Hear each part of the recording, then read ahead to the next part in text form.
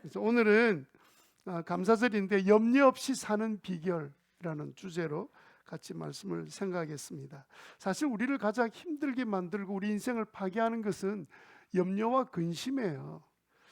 염려에 쩌들리는 사람을 보면요, 정말 좀 이 시들어버린 꽃처럼 보기가 굉장히 안타깝고, 또 심지어는 좀 멍한 사람처럼 보이기도 해요. 너무 걱정에 사로잡혀서 얼굴이 그냥 이게 너무 어두운 거예요.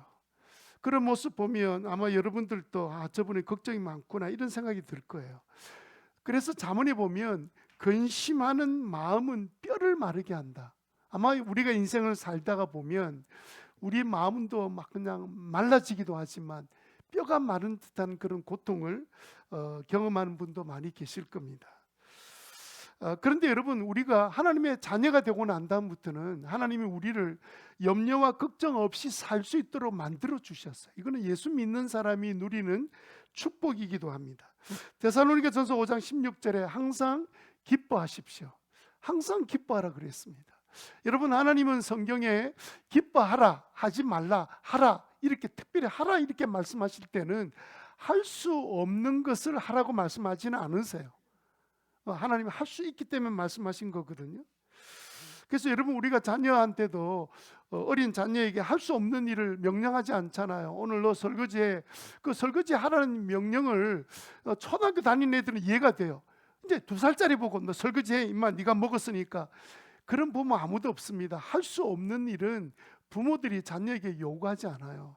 하나님이 우리에게, 또 우리 부모가 해야 된다고 생각할 때는 하라 그러잖아요. 우리 하나님께서 우리 보고 하라고 하실 때는 할 수 있기 때문이다. 이렇게 여러분들이 이해하시면 좋겠습니다. 그런데 이제 문제는 뭐냐면, 하나님이 이렇게 하라고 명령하시니까 오해를 하는 거예요.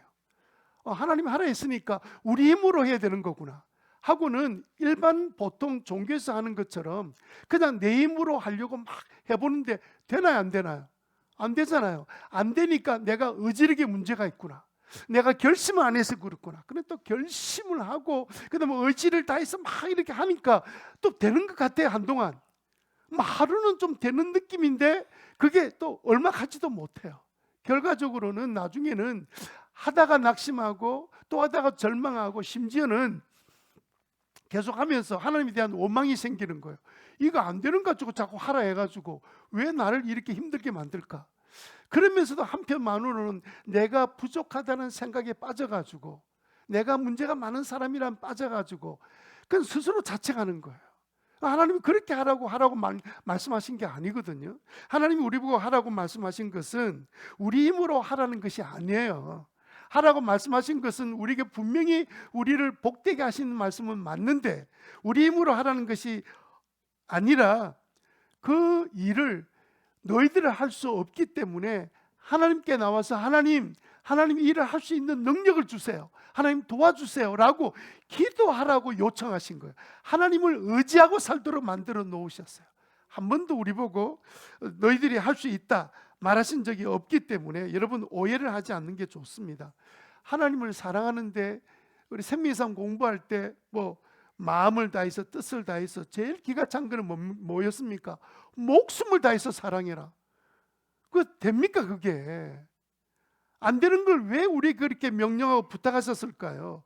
그것은요, 우리 힘으로 하라고 하신 게 아니고, 해야 될 것은 우리가 결정하지만, 내가 하나님 일을 하나님 하라고 하시니까 하겠습니다만은 나는 그런 능력이 내게 없습니다. 하나님 나에게 능력 달라고 그 순간부터 무엇으로 돌아가게 만들어요?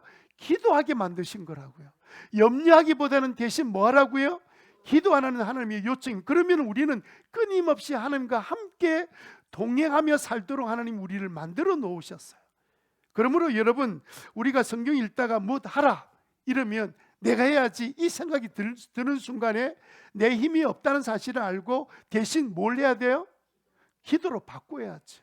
하나님 도와주세요 라고 기도로 바꾸면 내 힘으로 안 되던 일이 하나님 주신 은혜와 능력으로 이루어져 가면서 내가 점점 변화되어 가는 기쁨이 충만한 삶을 살아가게 되는 거예요. 그래서 여러분, 데살로니가전서 5장 16, 17절은 기도하라 그랬잖아요. 기도하는데 15절은 뭐예요? 16절은 뭐예요? 항상 기뻐하라 그랬죠. 우리가 항상 기뻐하려면 늘 끊임없이 기도해야만이 늘 기뻐할 수 있도록 주님 우리에게 말씀하신 것이고 하나님의 뜻이기도 합니다.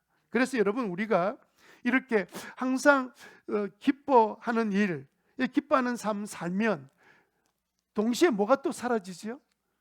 우리 안에 염려와 걱정이 사라지죠. 우리가 염려 걱정을 하고 있다는 말은 내가 이 모든 일들을 기뻐하지 않고 있고, 또 기뻐할 수 없는 우리들이 주님 앞에 매달려서 기도하기만 하면 기쁘게 살 수밖에 없고, 기쁨이 생기면 빛과 어둠처럼 기쁨이 생기면 슬픔과 염려 걱정은 사라지게 되거든요. 근데 우리 안에 기쁨이 없으니까 뭐가 자꾸 등장해요? 염려 걱정이 자꾸 등장하는 거예요. 끊임없이 염려 걱정하고 사는 거예요. 그래서 하나님의 뜻이 뭐였습니까? 항상 기뻐하라고 말씀하신 거예요. 그래서 기뻐하라는 말씀하시면 우리는 무엇으로 바꿔야 돼요? 기도로 바꾸셔야죠. 기도하면 우리는 능히 이겨나갈 수 있습니다. 그래서 오늘 말씀은요, 왜 나는 염려 근심에서 벗어나지 못하고 있을까 하는 그 진단하는 질문 4가지를 드리고, 그리고 난 다음에 어떻게 하면 염려 근심에서 벗어날 수 있을까라는 해법 4가지 처방전을 여러분들한테 드릴 겁니다. 그것도 무료로 드립니다. 처방전은 이제 약국 가면 돈 내야 되잖아요. 하나님의 자녀는 염려 근심 없이 살 수 있도록 되어 있음에도 불구하고 우리가 염려 근심하고 산다면 문제는 나한테 있는 거예요. 그럼 내게 도대체 무엇이 잘못됐을까요? 나의 잘못을 발견하는 진단 질문, 첫 번째 질문은요, 다 같이 읽겠습니다. 시작. 나는 하나님의 종인가 재물의 종인가? 24절 같이 읽겠습니다. 24절 시작. 아무도 두 주인을 섬기지 못한다. 한쪽을 미워하고 다른 쪽을 사랑하거나 한쪽을 중히 여기고 다른 쪽을 업신 여길 것이다. 너희는 하나님과 재물을 아울러 섬길 수 없다. 이 성경을 읽으면요, 어떤 사람은 이렇게 읽어요. 하나님과 재물을 아울러 섬기지 말라 그렇게 명령하셨네. 근데 그렇게 명령 안 하셨어요. 다시 한번 보세요. 24절에 명령이 아니고요, 우리는 본능적으로 2가지 대상을 동시에 사랑할 수 없는 우리의 기질적인 부분이 있다는 사실을 설명해 주신 거예요. 너희들은 동시에 2가지 하나님과 재물 이렇게 동시에 사랑할 수 없어. 사랑할 수 없다는 사실을 우리에게 말씀해 주시면서 우리 인간은 처음부터 2가지 대상을 똑같이 사랑할 수 없다, 똑같이 사랑할 수 없다는 사실을 여러분 기억하게 되기를 바랍니다. 예를 들어서요, 우리는 자꾸 하고 있는, 우리의 예수 믿는 사람 우리가 하고 있는 큰 실수 중에 한 가지가 뭐냐면, 내가 신앙생활 또 열심히 하고, 그리고 또 내가 돈도 열심히 벌고, 수단 방법을 가리지 않고 열심히 벌고, 그리고 나는 또 하나님을 열심히 섬기고, 이 2가지를 다 하려고 생각해요. 근데 여러분, 이게 2가지가 안 된다고 말씀하시잖아요. 하나님 사랑하는 것, 돈을 사랑하는 것 동시에 할 수 없다. 우리의 욕망일 뿐이에요. 그래서 24절에 아무도 두 주인을 섬길 수 없다 그랬어요. 하나님과 재물이라는 돈을 동시에 섬길 수 있는 사람은 아무도 없다고 말씀하셨습니다. 그래서 여러분, 마태복음 19장에 보면 부자 청년이 예수님 찾아와서 요청하잖아요. 어떻게 하면 제가 영생을 얻겠습니까? 그랬더니 예수님이 10계명 중에 인간에 대한 10계명, 간음하지 마라, 살인하지 마라, 이웃을 해하지 마라, 해하기 위해서 거짓 증언하지 마라, 부모를 공경하라, 너 이것을 해라, 이 말은 율법대로 살면 된다, 그 대답을 주신 건데, 그때 이 청년이 뭐라고 대답했습니까? 이거 다 내가 지키고 있습니다. 그렇게 대답했죠. 예수님께서 보시고 굉장히 놀라하셨던 것은 뭐냐면, 부자들은 계명을 잘 못 지켜요. 그러니까 여러분, 좀 적당하게 가난한 것을 감사하시기 바랍니다. 가난한 사람은요, 말씀 순종하기 쉬워요. 부자는 어렵습니다. 게다가 그냥 피가 끓는 젊은이가 순종하기 쉽겠습니까? 쉽지 않죠. 그럼에도 불구하고 이 부자 청년이 나는 계명을 잘 지키고 있습니다라는 말을 들을 때 예수님이 마가복음의 표현으로 보면 예수님께서 아주 사랑의 눈으로 그냥 여기고 보셨다고 그렇게 되어 있습니다. 사랑의 눈으로 보셨다는 거예요. 그러면서 예수님이 한 가지 요청하셨죠. 뭘 요청하셨습니까? 너는 한 가지 부족하다. 네 가지고 있는 재물을 팔아다가 없는 사람에게 나누어 주고 그 다음에 나를 쫓아라. 너는 하나님을 자꾸 잘 섬기겠다 하는데 너는 동시에 돈을 많이 섬기고 있는 거야 라는 사실을 이 부자 청년은 몰랐습니다. 자기 문제가 뭔지 몰랐어요. 오직 했으면 그가 예수님께 나와서 내가 영생을 얻을 수 있으려면 어떻게 됩니까? 이런 고민을 했겠습니까? 그럼에도 불구하고 예수님이 이 질문하신 이유가 뭡니까? 이 요청하신 이유가 뭡니까? 이 요청하신 이유는 자기 문제를 알지 못하고 있는 부자 청년에게 너 지금 하나님을 잘 섬기고 있는 것은 네가 생각하는 거지만 너는 돈을 더 사랑하고 있어.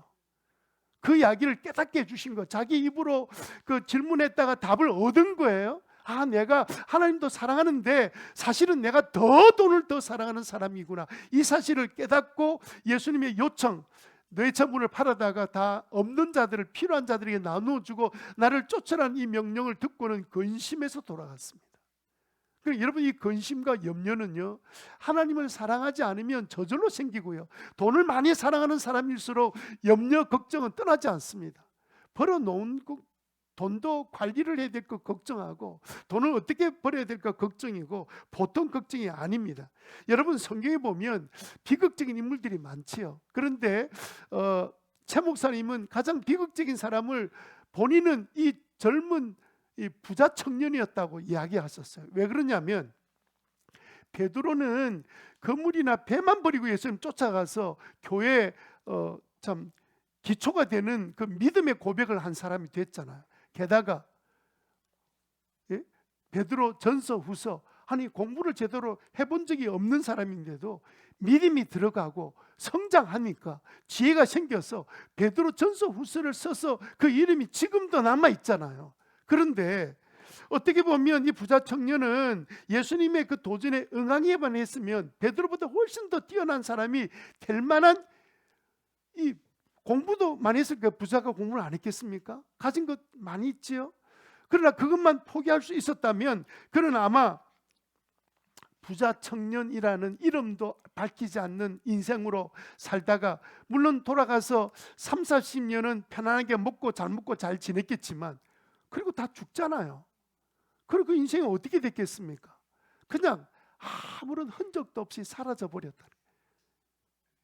우리도 돈 때문에 하나님의 말씀이 있음에도 불구하고 그 돈 좀 벌어볼 거라고 거기에서 하나님 말씀도 제쳐놓고 그렇게 살다 보면 좀 돈은 조금 벌 수 있는지도 모르겠습니다.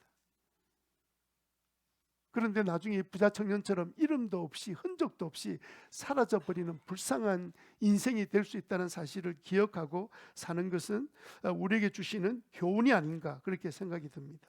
분명한 것은요, 돈보다 하나님을 더 사랑해야 되는데 하나님보다 돈을 더 사랑하면 염려, 걱정, 근심은 사라지지 않는다 하는 사실을 여러분 보세요. 부자들이 왜 잘 살다가 자살하고 뭐 온 집안이 깨어지고 난리가 납니까? 염려, 근심, 걱정이 떠나지 않아서 그런 거예요.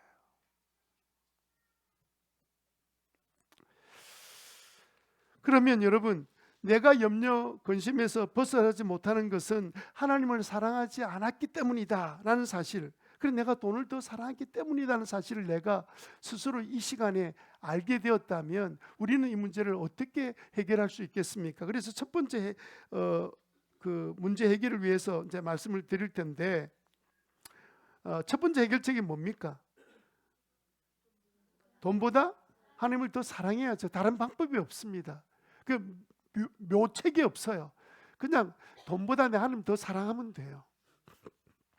어떻게 사랑하면 됩니까? 하나님의 뜻대로 하겠다고 마음을 먹으시고 결정하면 돼요. 한순간에 내가 이 시간에 나는 하나님을 더 사랑하겠다 딱 마음 먹으면 먹는 순간에 하나님이 우리 안에 행할 수 있는 능력을 주셔요.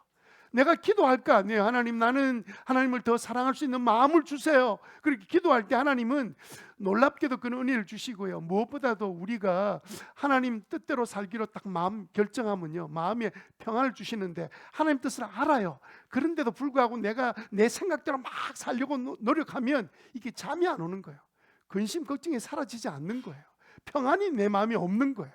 여러분, 그래서 하나님 뜻대로 살기로, 하나님이 원하시면 하나님의 원하신 대로 되기를 원한다는 그런 마음이 우리 마음속에 딱 결심할 때 내 안에 찾아오는 평안, 이 은혜를 여러분 누리게 되시기를 바랍니다. 그러면 내가 진짜 하나님을 더 사랑하는지 돈을 더 사랑하는지 어떻게 알 수 있느냐? 최 목사님 예를 하나 드셨죠? 만약에 이제 돈을 큰 돈이든 작은 돈이든 돈 벌 기회가 생겼습니다. 그런데 이 기회를 사용하려면 주님의 뜻을 어겨야만이 가능한 거예요. 가능한 상태에 있다고 하십시다. 그러면 내가 돈을 사랑하는지 하나님을 더 사랑하는지 어떻게 알 수 있냐면, 내가 돈 벌 기회가 생기고 내가 또 이를 통해서 유익이 생긴다 할지라도 나는 하나님의 말씀을 어겨가면서 난 일을 할 수 없어. 이렇게 내가 답이 나오는 사람은 이미 하나님을 더 사랑하는 사람이에요.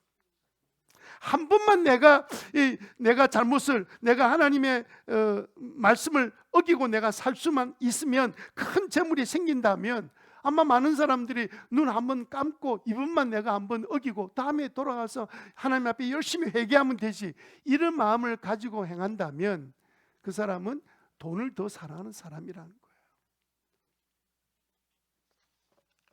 그래서 여러분, 우리가 직장 생활에도 성공하고 공부도 잘해야 되겠고 자녀도 잘 키워야 되겠고 사업도 잘해야 되겠고 이렇게 할 일이 있음에도 불구하고 우리는 이렇게 하셔야 됩니다. 따라합시다. 반드시 하나님의 뜻 안에서 하겠습니다. 네, 그렇게 마음을 딱 먹으면 그때부터 우리는 기도가 돼요. 근데 여러분, 이것도요, 기도가 안 되는 이유가 뭐냐면, 내가 하나님 뜻대로 살겠습니다 이렇게 마음을 안 먹고 살면 기도도 잘 안 돼요. 그런데 내가 아무것도 능력도 없고 가진 것도 없는 상태에 있음에도 불구하고, 하나님, 제가 이제는 내가 더 잘하고 싶고 더 돈도 벌고 자녀도 잘 가르치고 싶지만 이 모든 방법을 하나님이 정하신 방법대로 하겠습니다라고 딱 정해버려야 그때 하나님이 우리에게 평안을 주실 뿐만 아니라 하나님께서 우리에게 능력과 은혜를 베풀어 주실 줄로 믿습니다. 우리 안에 예수 믿어도 불안과 염려, 걱정이 떠나지 않는 것은 항상 이 두 마음을 동시에 갖고 있는 거예요. 안 되는데도 불구하고 하나님도 잘 믿었으면 좋겠고 돈도 좀 많이 벌었으면 좋겠고 수단 방법을 가리지 않고 내가 하나님 뜻을 어기면서까지 내가 나 돈도 좀 벌 거야. 이 두 가지 마음이 있으니까 되는 줄 아는데 두 가지 마음은 안 된다 그랬잖아요. 우리는 본질적으로 하나밖에 못해요. 두 가지 동시에 할 수 있다고 생각하는 그 생각 자체가 우리를 어리석게 만들어 버리는 거예요.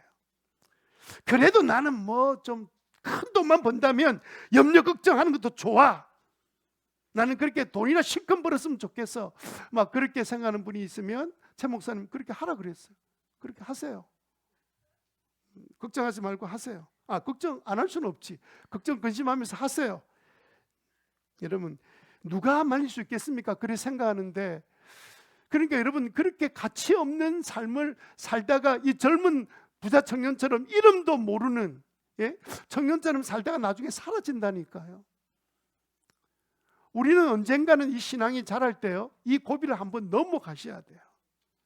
그래서 여러분, 내가 신앙생활을 잘하고 돈도 벌지만 반드시 내가 하나님 사랑하고 하나님 뜻 가운데서 내가 하나님 주신 축복으로 내가 돈을 벌고 하나님 축복으로 내 자녀를 교육하고 하나님 주신 축복으로 나는 인생을 살 것이다, 그렇게 결정하는 저와 여러분 되시기를 주님 이름으로 축원합니다. 그러면 여러분, 염려 걱정이 사라지고 우리 안에 참된 평안을 누리고 살아갈 수 있기 때문에 그래요. 두 번째, 여러분 생각해 봅시다. 우리가 하나님 자녀는 염려 걱정이 없는 것이 당연함에도 불구하고 염려 근심으로 산다면 그건 내게 문제 있는 겁니다. 내게 무슨 문제가 있습니까? 발견하는 두 번째 질문은 나는 하나님을 신뢰하는가 불신하는가? 26절부터 우리 성경 말씀 같이 한번 읽겠습니다. 26절부터 시작. 공중의 새를 보아라. 씨를 뿌리지도 않고 거두지도 않고 곡간을 모아 들이지도 않으나 너희 하늘 아버지께서 그것들을 먹이신다. 너희는 새보다 귀하지 않느냐? 27절. 너희 가운데서 누가 28절. 어찌하여 너희는 옷 걱정을 하느냐? 들의 백합꽃이 어떻게 자라는지 살펴보아라. 수고도 하지 않고 길쌈도 하지 않는다. 그러나 내가 너에게 말한다. 이 꽃 하나만큼 차려입지 못하였다. 믿음이 적은 사람들아, 30절에 믿음이 적은 사람들아, 오늘 있다가 내일 아궁이에 들어갈 들풀도 하나님께서 이와 같이 입히시거든 하물며 너희들을 입히지 않겠느냐.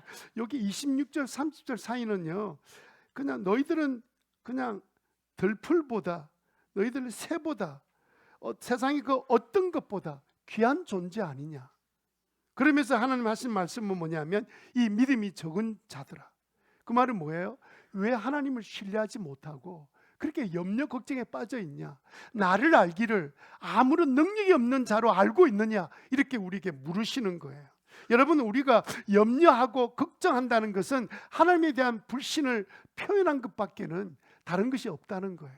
여러분, 내가 진짜 전능하신 하나님 믿고 하나님은 모든 나를 사랑하시고 하나님께서 모든 것을 다 하신 하나님으로 믿는다면 어떻게 염려가 돼요? 어떻게 걱정이 되죠? 물론 우리는 연약해서 염려 걱정할 수 있지만 우리가 이 하나님을 붙들고 살기 시작하면서 이제는 내 문제는 하나님이 해결해 주실 거야, 나를 고쳐 주실 거야, 나를 변화시켜 주실 거야, 이렇게 믿는 믿음으로 사는 것이 마땅한 일 아닙니까? 그럼에도 불구하고 우리가 염려하고 있다면 문제는 하나님께 있는 게 아니고요, 나한테 있는 거예요. 나한테. 최 목사님이 자신도 늘 일을 많이 하다 보면 늘 염려 걱정에서 사라지지 않고 늘 걱정하는 그런 인생을 살아갈 수밖에 없었는데, 여러분 캘리포니아에 있는 산호세 연구소에 있을 때 얼마나 경쟁이 치열합니까? 그 논문을 25편 쓴다는 것은 말도 안 되는 일이에요. 새로운 것을 연구해서 내놓았다? 그거 어떻게 가능한 일이에요? 가능할 수 있는 일이 아니에요. 그럼에도 불구하고 그 수많은 염려 걱정 가운데 살면서 이 염려 걱정에서 자유롭게 되었던 한 가지 그 결정적인 순간은 뭐였냐면, 어느 순간에 하나님께서 마음에 이렇게 말씀하신 거예요. 야, 너 내가 너와 함께 있었고 너를 믿음으로 인도하고 동행하고 너를 도와주고 지금도 기도하면 응답해서 역사 일어난 것을 너가 날마다 체험하고 그렇게 고백도 하고 설교도 하고 간증도 하면서 너는 어떻게 그렇게 염려하고 있냐? 큰 염려 속에서 있을 때 그 마음의 음성이 그 머리에 망치 맞은 것처럼 그냥 정신이 바짝 들더라는 거예요. 내가 진짜 하나님을 믿지 않고 하나님에 대해서 오히려 전혀 신뢰하지 못했던 자신의 모습을 깨닫고 하나님 앞에 부끄럽기도 하고 죄송하기도 하고, 지금까지 그렇게 예수 믿고 변화되는 삶을 살아왔는데 내가 이런 세상 일로 인해서 염려 걱정하고 있다는 사실이 죄송해서, 염려 걱정할 일이 생겨서 염려 걱정하는 게 아니라 죄송해서 하나님 보기에 얼굴이 부끄러워서 더 이상 염려를 못하겠더라, 그런 경험을 하게 되셨다는 거예요. 그래서 여러분, 우리가 염려 걱정에서 벗어나지 못했다면 나도 하나님을 신뢰하지 못하구나, 그 사실을 깨닫고 이렇게 진단이 내려졌다면 우리는 어떻게 해결할 수 있습니까? 해결책이 아까 뭐라 그랬죠? 하나님을 신뢰한다. 어떻게 신뢰합니까? 염려 대신에 기도하는 거예요. 염려 대신에 기도하는 것. 여러분, 우리가 염려는 하나님에 대한 불신의 표시라 그랬고, 반대로 기도했다는 말은 하나님께 도움을 요청했다는 뜻인데 이것은 하나님에 대한 신뢰의 표시죠. 그래서 기도하지 않는 것은요, 내가 하나님을 믿지 않는다는 불신의 표시예요. 여러분, 하나님 믿는데, 전능하신 하나님 믿는데 어떻게 어려움이 생길 때마다 기도하지 않을 수 있나, 그 말이죠. 여러분, 우리가 이웃 사람들에게 돈이 필요해서 돈을 꿀려고 할 때는 두 가지 믿음이 있어야 되잖아요. 두 가지 믿음이 뭐였습니까? 첫째는 이 사람이 돈이 있다는 걸 믿어야 되죠. 막 빚 가운데 있다 그러면 이 사람한테 내가 뭘 돈을 꿀 수 있겠어요? 또 한 가지는 뭡니까? 이 사람이 내가 도움을 요청하면 구워줄 용의가 있는가? 있어야 돈 구워달라고 말할 거 아닙니까? 사람에게도 돈 구워주는 것도 적어도 돈이 있는데 내게 구워줄 용의가 있는가? 우리가 하나님 앞에 기도하는 것도 그렇지요. 하나님께 도움을 구하는데 두 가지 믿음이 있어야 되죠. 하나님은 날 도우실 수 있으신 분이다. 그리고 또 하나님은 나를 도와줄 용의가 있으신 분이다. 이거 믿기 때문에 기도하는 것 아닙니까? 여러분 그렇게 기도해서 응답받게 되시기를 바랍니다. 그럼에도 불구하고 기도하지 않는 이유는 뭐냐? 내 힘으로 할 수 있다는 자신감이 아직도 남아있기 때문이고, 착각이긴 합니다만은, 두 번째는 기도해도 소용없다는 불신에 사로잡혀 있기 때문에 안 된다는 거죠.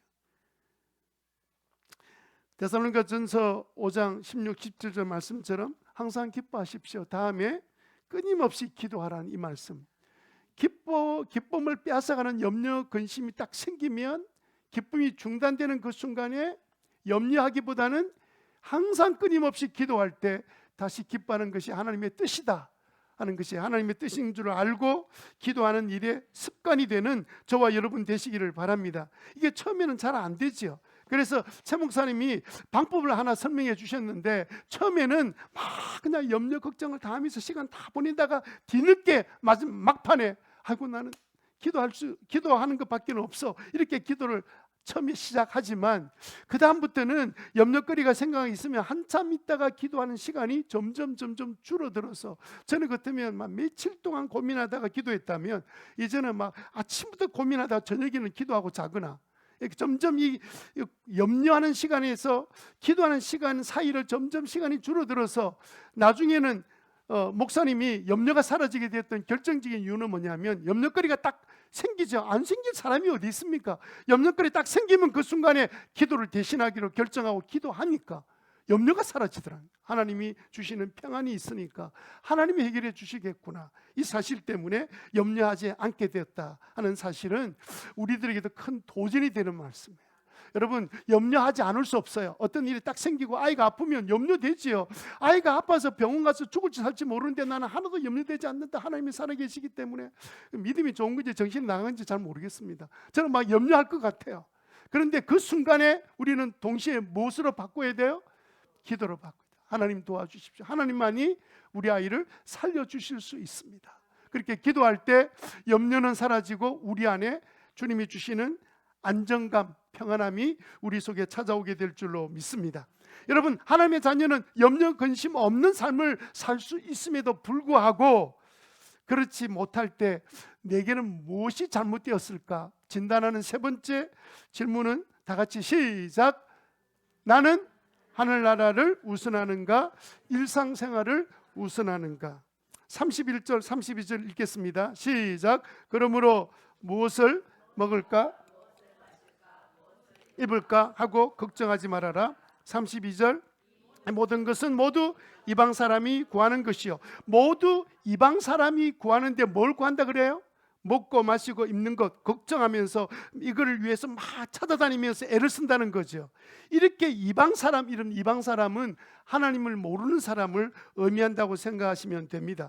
하나님 모르는 사람의 오직 관심은 먹고 입고 마시고 이 세상에서 살아가는 삶의 모든 것들을 추구하며 사는 것이 당연한 일이죠. 지금도 뭘 먹을까? 어떤 것이 몸에 좋을까? 무엇이 유행되는가? 이런 것들을 생각하고 막 추구하고 사는 것이 맞습니다. 그런데 여러분, 이거 아세요? 예수님께서 먹고 마시고 입는 것은 하나님의 자녀에게 중요한 것이 아니다, 이 말씀하신 게 아니에요. 여러분 그 말씀을 보십시오. 32절 다시 한번 읽어봅시다. 뭐라고 말씀하셨는지 시작. 이 모든 것은 모두 이방 사람이 구하는 것이요 너희의 하늘 아버지께서는 이 모든 것이 너에게 필요하다는 것을 아신다. 우리에게도 필요한 걸 하나님이 알고 계세요. 우리 이방 사람들은 구할 하나님이 없잖아요. 자기 힘으로 다 살아야 돼. 그럼 모두 다 잘 삽니까? 그렇지도 않아요. 인생을 자기 힘으로 막 살려고 그래. 어떤 사람은 잘 못 살았어. 그냥 죽고 싶고, 어떤 사람은 이런 것들 돈 때문에 그냥 살기를 힘들어하는 그런 사람 많이 있잖아요. 그런데 이 모든 우리의 삶 가운데 필요한 것, 먹고 마시고 거처가 필요하고 자녀 교육이 필요하고 우리 인생 사는데 필요한 직장도 필요하고 늙으면 자녀들 폐가 되지 않도록 준비하는 게 필요하고 다 필요하죠. 필요 없다는 말이 아닙니다. 그런데 이 모든 사실을 누가 알고 계신다고요? 하나님 알고 계신다고. 그래서 뭐 하지 말라고요? 염려하지 말고 염려 대신 뭐 하라고요? 그래, 그 이야기 하고 있는 거예요 지금. 염려하지 말고 대신 기도해라. 왜 기도하지 않으면서 염려하고 있고 나중에는 예수 믿는데 사실을 사는 삶을 보면 안 믿는 사람처럼 똑같이 먹고 마시고 있는 것 때문에 정신없이 사는 인생을 사는 거예요. 왜 그렇게 사냐는 거예요. 하나님이 다 알고 계신다. 너희들이 필요한 것, 중요한 것 다 알고 있다. 그 염려 대신에 기도로 바꾸어라 하는 것이 주님의 메시지잖아요. 그래서 33절에 이렇게 말씀하신 거예요. 33절 시작.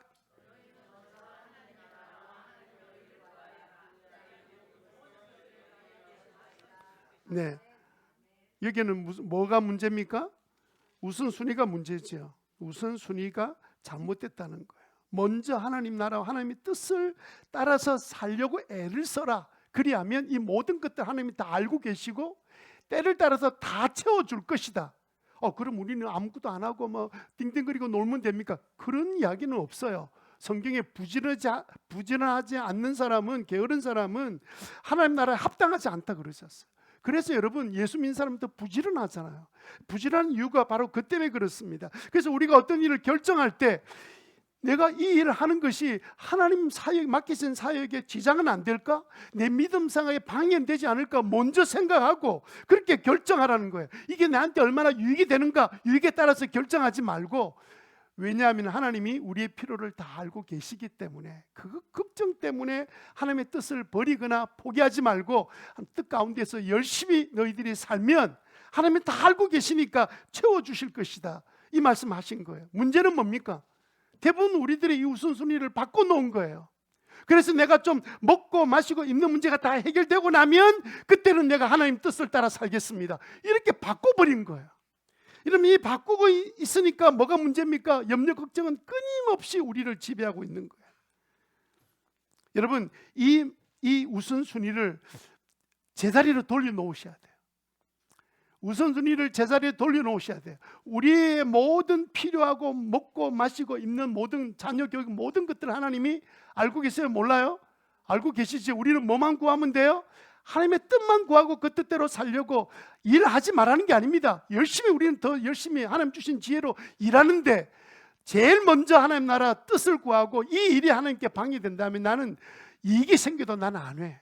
나는 나한테 돈이 된다 하더라도 나는 이 길을 안 갈 거야. 이렇게 마음을 정하고 따라가기만 하면 하나님이, 알고 계신 하나님이, 그 능력의 하나님이 왜 채워주지 않겠느냐, 이 말씀하신 거예요.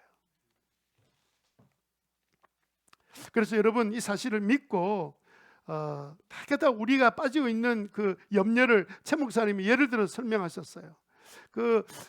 미국 이민 온 한국 사람들을 보니까 한국에서 뭐 열심히 신앙생활 했다는데 미국 오니까 이 언어가 잘 소통이 안 되니까 전공은 있어도 미국 직장 들어가려면 시간이 좀 필요하거든요. 그러니까 이제 일은 해야 되니까 뭐 세븐일레븐이나 주유소 이런 것 한국 사람이 많이 운영하고 있습니다. 그거 사가지고 이제 밥벌이를 하니까 정신없죠. 그렇게 정신없으면서 늘 하는 말이 그 말이잖아요. 목사님, 제가 조금만 더 돈을 벌고 좀 여유가 생기면 내가 하나님 나라를 위해서 열심히, 한국에 있었던 것처럼 열심히 하겠습니다. 그래 놓고는 좀 안정이 되고 이러니까 하나님 나라를 위해서 열심히 사는 게 아니라 주유소를 하나 더 사는 거예요. 세븐일레븐 하나 더 사가지고 그러면 더 바쁘죠. 뭐 때문에 이런 일이 생기냐면요, 우선순위가 바뀌어져 있기 때문에 이건 절대로 제대로 하나님 나라의 일을 위해서 살아갈 수 있는 기회는 전혀 오지 않고, 스스로 자기가 바꿨는데 어떻게 기회가 옵니까? 내가 지금 서울 반대 방향으로 가면서 만약 열심히 나는 부산 간다고 뛰기 시작하면 그러면 그게 부산으로 가는 겁니까? 서울로 가는 겁니까? 제가 말을 거꾸로 했네요. 거꾸로 해도 잘 알아들으시고 대단하신 분입니다.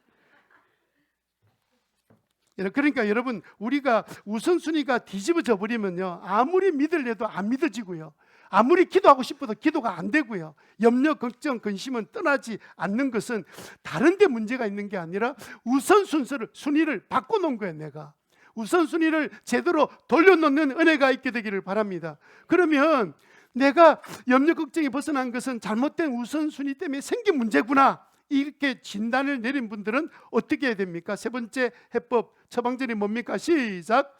우선순위를 바꾼다. 뭐를 한다고요? 우선순위를 바꾸는 거. 그럼 어떻게 바꿉니까? 어떻게 바꾸냐면요, 지금부터라도 우선순위를 바꾸는 방법이 뭐냐면, 오늘 하나님 말씀 들었습니다, 성경을 읽습니다. 그러면 그때 하나님 주신 그 말씀 한 가지에 그 말씀대로 순종하기로 여러분 결단하고 나면 그때 하나님의 능력을 체험하는 거예요. 하나님 말씀대로 내가 장사도 하고 하나님 뜻대로 공부도 하고 하나님 뜻대로 내가 살려고 딱 결심하고 살면, 그때 그 일로 인해서 경험하게 되는 하나님 능력을 경험하고 나면 두 번, 세 번, 네 번이 점점 하고 싶은 마음으로 바뀌어지는 거예요. 처음에는 아직은 행편이 안 되는데, 이러다가 내가 굶어 죽기 딱 십상인데, 온갖 생각이 나를 방해하지만 그 순간에 한번 결정해서 하나님의 뜻대로 한번 순종해 보라는 거예요. 하나님이 여기 주신 소원대로 한번 살아보라는 거예요.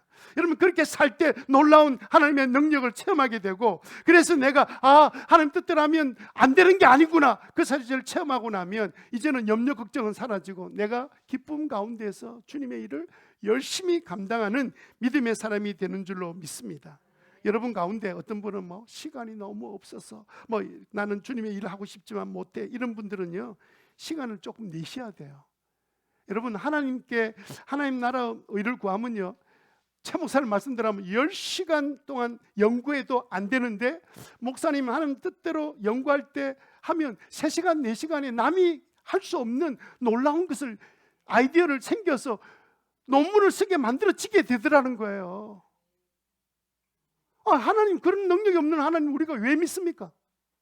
말라고 믿습니까? 그리고 또 천국은 또 어디로 갑니까? 그런 하나님의 말씀하신 천국이 있겠습니까? 말도 안 되는 이야기죠. 그 하나님을 내가 이기서 체험하지 못하는데 천국은 어디 갑니까? 하나님 없는 천국에 가시려고요? 말이 안 되는 거예요. 이게 하나 뭔가 뒤틀려 버리니까, 단추 하나 잘못 끼면 모두 다 잘못 끼어지는 것처럼 인생이 우선순위 하나 바뀌어 놓으면요, 모든 게 다 흐트러져서 아무리 열심히 애를 쓰고 노력해도 맨날 염려 근심하면서 그 자리에 머물러서 더 이상 벗어나지 못하는 거예요. 몸이 좀 불편합니까? 불편해서 주님 뜻대로 막 봉사하고 싶은데 못합니까? 그래도 최소한 할 수 있는 까지 계속 하세요. 왜냐하면요, 그 목사님 그 예를 드셨는데, 휴전 서울교회 목자 목녀 될 때는 몸이 그렇게 안 좋은 사람도 하나님 뜻이라고 생각하고 딱 헌신했다가 몸 좋아지는 걸 너무 많이 봤기 때문에, 비자가 안 나와가지고 이제는 한국인 비자 안 나오면 한국 돌아와야 되는데, 그 돈 들고 와서 사업하다가 다 돌아가야 되는데, 그래가지고 막 그 어려운 중에 목자 목녀 하라는 초청을 받으면요, 그냥 믿음으로 순종한 사람은 다 비자가 나오고 그냥 영주권이 나오고 이렇게 해서 산다는 고백을 한두 번 들은 게, 아마 미국에 전에 그 탐방 가시거나 아니면 세미나 참석하시면 그런 이야기를 들었었을 거예요. 하나님이 그런 일을 안 하시면 그게 무슨 우리를 위해서 도우시는 하나님이에요? 살아계신 하나님입니까? 그러니까 여러분, 이상하게 머리로 하나님 믿지 말고 내 삶에 역사하시는 하나님을 한 번이라도 체험하게 되시기를 바랍니다. 나는 이래서 못하고 저래서 못하고, 이게 다 해결되고 나면 주님의 뜻대로 살고, 그런 날 안 온다니까요. 그런 날을 어떻게 오게 됩니까? 그날이 우선순위가 바뀌어졌는데, 우선순위를 바꾸고 깨닫게 된 한 가지 말씀이라도 붙들고 한번 살아내면, 하나님의 능력을 체험하면 그 다음에 바뀌어지는 역사가 일어나게 될 줄 믿습니다. 마지막으로, 하나님의 자녀는 염려 걱정 없이 사는 것이 당연함에도 불구하고 염려 근심이 떠나지 않는다면 무엇이 잘못됐을까요? 진단하는 네 번째 질문은 뭡니까? 시작. 나는 오늘을 염려하는가? 내일을 염려하는가? 참 이 구절 자체가 좀 묘한 구절인데요, 34절 다 같이 읽겠습니다. 시작. 그러므로 내일 일을 염려하지 말아라. 내일 걱정은 내일 알아맞아서 할 것이다. 한날의 괴로움은 그날로 족하다. 분명히 우리는 알아요. 지난날 있었던 잘못된 것을 내가 지금 끄집어내어서 후회한들 고쳐집니까? 또 오지도 않는 내일을 위해서 미리 막 염려하면 그 일이 어떻게 변화가 일어나게 됩니까? 그냥 걱정하는 거죠. 에너지만 보내는 거죠. 많은 사람들이요, 들어 누워가지고 옛날에 좋았는데 그 생각하고 시간 보내는 사람 얼마나 많은지 몰라요. 그거 하면 뭐가 달라집니까? 장래에 대한 염려도 그렇습니다. 이랬으면 좋겠고 저랬으면 좋겠고, 이렇게 집을 짓고 저렇게 집을 짓고, 집이 지어집니까? 그렇게 안 되잖아요. 그럼에도 불구하고 이 일에 계속 과거에 대한 후회, 장래에 대한 염려, 이렇게 사는데, 그래서 예수님께서 뭐라고 말씀하셨습니까? 내일 걱정하지 마라. 내일 걱정은 내일 되어서 하면 될 일을 왜 당겨서 미리 걱정하냐? 그렇게 말씀하시면서 34절에 한날의 괴로움은 그날의 족하다. 이 말이 뭡니까? 오늘 염려 걱정하는 것은 오늘 하라는 거예요. 오늘 내가 이 염려 걱정 가운데 하나님의 뜻을 따라 순종하는 것도 오늘 하라는 거예요. 그래서 여러분, 이게요, 오늘 염려할 건가 내일을 염려할 건가, 이 질문에 답이 뭐냐면, 우리가 염려하는 것 아무 소용이 없고 할 수 있는 일은 언제밖에 없어요? 오늘밖에 없잖아요. 여러분, 오늘밖에 없어요. 예? 오늘밖에 없으니까 어떻게 살아라고요? 오늘 하루를 제대로 살아보라는 거예요. 그래서 질문 자체가 내일 염려하지 말고 오늘 염려하는, 오늘 일을 염려하라는 겁니다. 염려 걱정하면 살라는 게 아니고, 내일 일에 대해서 걱정하지 말고 지금 일에 내가 잘하고 있는지 잘못하고 있는지 그게 좀 집중해라는 뜻이에요. 내가 지금 하나님 말씀대로 지금 잘 살고 있나, 나는 환경이 좋아지면 다음 일은 내가 잘할 거야, 그런 생각하지 말라는 거예요. 그런 날에 안 올 거니까. 그런데도 우리는 그렇게 생각하면서 위로받는 거예요. 내가 지금은 상황이 안 좋아서 내가 이렇게 지금은 순종하지 못하지만 나중에 잘 되면 나는 순종할 거야. 맨날 자기를 위로하는 거예요. 그런 날 안 옵니다. 우선순위가 뒤집어져 있기 때문에. 근데 염려를 계속하는 거예요. 그래서 내가 염려 걱정에서 벗어나지 못하는 이유는 오지도 않는 내일을 가지고 내가 막 자위하고 위로하고 그러면서 그냥 적당하게 시간을 때우는 것을 내가 잘못됐구나, 이런 진단을 내린 사람이 있다면 해법이 뭡니까? 다 같이 오늘만 염려하며 산다. 이 말은 오늘을 염려하며 살라는 뜻이 아닙니다. 오늘 문제만 생각하고 살라는 뜻이에요.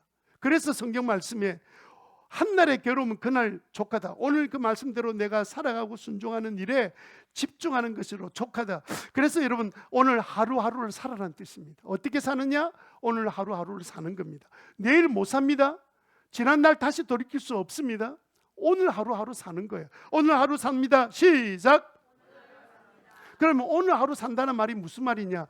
두 가지 말씀하셨는데, 첫 번째는 뭐냐면요, 내가 해야 될 하나님의 뜻, 내 사명을 내일로, 다음 주로, 내년으로 절대로 미루지 마라, 그 뜻입니다. 오늘 하라고. 좀 괴로워도 오늘 괴로워하면서 순종하라는 거예요. 뭐 내일 막 내일 하고 다음 주 하면 안 돼, 이렇게 하는 것은 전부 다 오늘을 사는 게 아니에요. 자꾸 내일 염려하는 거예요. 그냥 오늘 살라는 뜻입니다. 그래서 여러분, 우리가 하나님 앞에 오늘 내게 주어진 사역, 내게 주어진 일, 하나님의 뜻을 오늘 순종하는 거예요.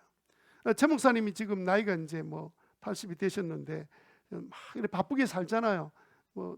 일정을 보니까 12월 말까지는 어떤 것도 약속을 못 잡을 정도로 바빠요. 나이가 80 넘었는데 90이 돼도 똑같을 것 같아요. 근데 이분 대답이 뭐냐면, 왜 이렇게 그냥 시간을 다 짜놓고 이렇게 시간 관리하면서 이렇게 빡빡하게 사느냐? 그것은요, 내가 보통 일반적으로 75세 되면 근력이나 체력이 툭 떨어진대요. 저는 아직 75세가 안 돼가지고 쌩쌩합니다. 근데 몰라. 나도 어찌 될지 몰라. 목사님도 모른다는 거예요. 자신이 없다는 거예요. 그래서 지금 해야 될 일은 뭐냐면, 자기의 마음속에 긴박함은 뭐냐면, 내가 지금 이 주님을 섬길 기회에 섬기지 못하면 내년에 내게 온다는 보장은 없다라는 긴장감 때문에 지금 그렇게 열심히 일하시고요. 얼마나 시간을 쪼개고 사세요. 가정교회 하는 사람 전 세계 전국 얼마나 많습니까? 목회자들 얼마나 편지를 쓰겠습니까? 편지를 하루를 넘긴 적이 없어요. 답장을 다 이메일 보고 다 확인하고 다 하고 시간 관리 철저하게 하고, 약속 안 된 일을 약속은요 받지도 않습니다. 아무리 목사가 가까운 목사라도 약속 없었던 일을 갑자기 오거나 일을 하면 그건 내가 약속한 일이 아니기 때문에 나는 다른 일 때문에 안 된다고 거절해버렸어요. 거절할 수밖에 없는 거예요. 그러면 그 사람 받아주면 다른 약속된 사람은 거절하게 되잖아요. 그래서 다 알아요. 우리 가정교회 목사님 다 알아요. 최 목사님이 시간을 어떻게 보내는지. 우리처럼 하다가 안 되면 내일 하지, 오늘 피곤하면 내일, 그런 거 없어요. 얼마나 자기 몸 관리를 하시고 철저하게 자기 주어진 일 하는지 몰라요. 저절로 된 거 아니란 말이에요. 그러니까 여러분, 오늘 산다는 뜻을 여러분 잘 기억하게 되시기를 바랍니다. 오늘 산다는 두 번째 뜻은 뭐냐면, 오늘 주신 축복을 누리며 살라는 거예요. 우리가 받은 축복이 많잖아요. 그런데 이걸 전부 다 축복으로 모른다는 거예요. 당연하게 여긴다는 거예요. 당연하게. 축복을, 아내가 옆에 있으면 그 아내를 지금 내가 사랑하고 즐기고 이렇게 지내야 되는데 그걸 모른다는 거예요. 우리 마누라는 당연히 내일 도와야 돼. 남편은 당연히 일해야 돼. 남편이 일한 걸 열심히 한다는 것을 고마울 줄 모른다는 거예요. 다른 교인들 이야기입니다. 아니 이게 모른다는 게 이게 그날 매일을 즐겨 살지 못하는 거예요. 제가 그 휴전 서울교회 갔을 때 그 지휘하시는 분이 그 유명한 분인데 지휘하는 분이요. 거기는 성가대가 없습니다. 찬양대가 있는데 가끔 한 달에 한 번씩 찬양하는데 이분이 암에 걸리셔서 몸이 거진 사기로 완전히 돌아가실 날도 얼마 안 남는데도 불구하고 자기 된 교회 사역을 어김없이 와서 찬양 지휘 다 하고 다 봉사 다 하고 다 해서 그 집사님인 우리 교회라면 장로님인데 내가 충격받았으면 어떻게 보통 우리는 암에 걸렸다 그 다음은 아무 일을 안 하잖아요. 전부 다 교회 일이고 뭐 전부 다 없애버리고 그냥 나는 이제는 막 치료만 전념하고 살아야지 이렇게 살잖아요. 근데 최 목사님 어떻게 매일 오늘 사느냐? 질병이 내게 생겨도 치료하는 가운데 이 사모님 암에 걸린 이야기 하셨죠. 난소암 사기 걸려가지고 막 또 이게 뭐 치료받으면 또 그다음 문제 생기고 또 그다음에 이게 뭐 전이가 되고 뭐 이런 문제 때문에 막 고민하시는데도 불구하고 계속해서 치료하시면서 또 뭐가 좀 몸에 좀 이상이 있으면 또 재발한 거 아닌가 또 전이된 거 아닌가 막 이렇게 걱정해 살다가 목사님이 사모님하고 딱 이렇게 정신을 차렸다 그러잖아. 이거는 오늘 하루 사는 방법이 아니다. 그냥 내가 오늘 치료했다면 오늘 치료에 전념하고 그래서 내가 몸이 좋아지면 다시 사역하고 직장도 다니고 봉사도 하고 그렇게 해야 되는 거지. 그 다음에 오늘 좀 몸이 컨디션 좋으면 더 안 아프기 위해서 막 노력하고 이거는 오늘을 제대로 사는 삶이 아니고 그냥 염려하며 사는 거다. 또 걸리면 어떻게 돼 이런 걱정하는데 그렇게 살지 않기로 하고 1년 3년 이 사이에 돌아가신다 했던 사모님이 2020년까지 15년 8년 23년을 사셨어요. 하실 일을 다 하고 약사인데 약사 일을 하고 교회 일 교회대로 뭐 하는 거 다 하시고 그 다음에 가정일 다 하시고 사는 방법이 뭐였냐면 오늘 주신 축복을 누리고 살자. 그래서 작은 예쁜 꽃을 봐도 예쁘다 이런 꽃 봐도 예쁘다 소리 안 하는 사람이 있죠. 수억처럼 고구마가 먹음직스럽다 이런 거는 보고 예? 지금 배가 이 포도가 요즘 가격이 떨어졌다며 뭐 이런 이야기는 꽃은 눈에 안 보이는 거야. 꽃이 행복이 뭔지를 아니 내가 주신 하나님의 건강, 여러분 건강하게 교회 나왔잖아요. 그러면 건강을 좀 즐기면서 감사하고 하나님께서 은혜를 주시면 또 내가 더 하나님의 일을 잘할 수 있겠다 이런 마음을 가져야 되는데 이게 오늘을 즐기지 못한다는 거예요. 교인들이 오늘을 주신 그 축복을 누리고 살게 되시기 바랍니다. 언제 우리 부모님이 돌아가실지 모르잖아요. 돌아가시고 난 다음에 뭐 어쩌고 맨날 그렇게 자녀들이 내가 지금 장례식에 가보면 늘 자녀들 하는 후회가 뭐냐면 그때 좀 잘해드릴 아니 진작에 잘하지. 그게 뭐 때문에 그러냐면요 오늘 사는 법을 모르고 살았기 때문에 그런 거예요. 여러분 자녀들 늘 같이 있을 것처럼 보이지만 혜린이는 또 언제 어떻게 될지는 모릅니다. 뭐 전장님 맨날 딸 보면 막 몰라 어떻게 되는지. 늘 같이 있는 게 아니에요. 그러니까 여러분 지금 나한테 있는 상황에서 내 자녀들, 내 아내, 남편 귀한 줄 알고 하나님 주신 사역이 귀한 줄 알고 언제 이 사역 그만두게 할지 어떻게 알아? 감사하고 모든 일에. 그렇다고 우리가 몸이 아플 때 치료하지 말라는 게 아니잖아요. 우리가 치료를 받으면서 좀 나아지면 다시 옛날로 돌아가는 거예요. 또 열심히 주어진들 열심히 살고 이게 오늘 사는 방법이란 말이에요. 여러분 설교 중에 제일 중요했던 저한테 도움이 됐던 시간은 바로 이 마지막 부분이었습니다. 오늘을 살자. 내일을 땡겨서 걱정하지 말고 오늘 주신 축복을 감사하며 살자. 당연하게 생각하지 말고 그냥 주님께서 봉사할 기회가 주시면 봉사하고 죄송합니다만은 목회자들이 은퇴하고 나면 다들 그냥 다 쉬고 있는 분들이 너무 많아요. 평생을 공부하고 한 분들이 나도 또 저렇게 되는 거 아닌가 이런 생각이 들어요. 오늘 살아야 되는데 주님이 주신 기회를 절대 놓치지 말고 뜻을 다 살아서 염려, 걱정해서 자유하고 하나님의 은혜를 누리는 저와 여러분 되시기를 주님으로 축원합니다. 네 가지 말씀을 같이 잠깐 살펴봤습니다. 자, 염려 없이 사는 비결. 진단 질문 첫 번째 뭐였죠? 나는 하나님의 종인가? 재물의 종인가? 해결 방법이 뭡니까? 돈보다 하나님을 더 사랑한다. 그렇다고 우리가 망하는 거 아닙니다. 기독교 나라가 망한 적이 없어요. 더 잘 됩니다. 여러분들은 더 잘 될 수밖에 없어요. 하나님 뜻대로 살면 염려 걱정 사라지죠. 그러니 더 잘할 수밖에 없지. 염려 걱정 있는 사람은요 실수가 많아요. 일을 잘 못해 새로운 아이디어가 나올 수가 없어요. 두 번째 질문이 뭡니까? 시작. 네. 해법이 뭐죠? 하나님을 신뢰한다.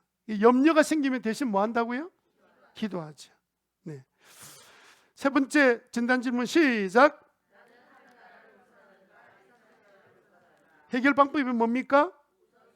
우선순위를 바꿔야죠. 이게 우선순위가 뒤집어지니까 아무리 마음으로는 하나님 나라를 위해서 하나님 뜻대로 이러지만 안 돼. 일어나지 않아요. 그 우선순위 바뀐 채로 뭐 기도하고 싶다, 뭐 어려운데 기도해야지. 기도가 안 되는데 어떻게 해요? 염려 걱정이 계속 생기는데 어떻게 할 겁니까? 그래서 여러분 이게 바꾸셔야 됩니다. 네 번째 시작. 나는 오늘을 염려하는가 내일을 염려하는가. 우리는 자꾸 과거를 회상하고 위로받고 뭐 옛날에 잘 됐던 날 생각하고 왜 자꾸 그렇게 옛날을 추억합니까? 근데 자꾸 습관이 그렇게 된 거예요. 자꾸 미래를 당겨서 걱정하지. 어떻게 할까? 내일 어떻게 할까? 그러지 말고 우리는 어떻게 산다? 오늘 산다. 오늘 산다. 두 가지 뜻이 뭐라 그랬죠? 첫 번째는 네, 사명을 미루지 말고 그냥 열심히 사는 거예요. 두 번째는 오늘 주신 축복을 누리고 사는 거예요. 내가 좀 건강해지시면 또 열심히 하고, 또 몸이 좀 아프면 또 하나님 은혜를 구하고 또 치료받고, 이렇게 해다가도 암 환자가 이렇게 살아갈 수 있는데 그렇지 않고 사는 사람은 얼마나 한지 몰라요. 오히려 우리가 하나님 앞에 부끄럽지 않도록 잘 살아서 승리하는 저와 여러분 되시기를 주님 이름으로 축원합니다.